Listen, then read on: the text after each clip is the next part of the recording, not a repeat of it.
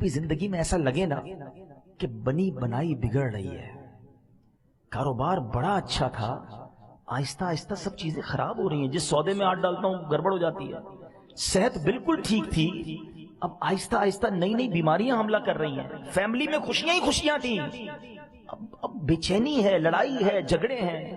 جب یہ فیل ہونے لگے نا کہ میری بنی بنائی بگڑ رہی ہے، خدا کے واسطے چیک کرو کسی کا دل تو نہیں دکھا دیا، کسی کی ہائے تو نہیں لے لی، کسی پر ظلم تو نہیں ہو گیا، کیونکہ اگر اس نے ہاتھ اٹھانے ہیں نا تو کہرے خدا بندی ضرور آنا ہے۔ اللہ مجھے اور آپ کو ایسی لائف گزارنا نصیب کر دے کہ ہم لوگوں کے لیے خیرخواہ بن جائیں، جو میرے پاس آئے اس کا دل خوشی ہو، وہ ناراض نہ ہو۔ ایک جملہ بڑا پیارا بزرگ کہتے ہیں نا، سب کا بھلا، سب کی خیر، سب کے بھلے میں اپنی خیر۔ یہ میرے سیاسی پارٹی والے بھائی ہیں، ان سے بھی ہاتھ جوڑ کے، کیا ضروری ہے کہ میں کسی کو گالی دوں گا تو مجھے ووٹ ملے گا؟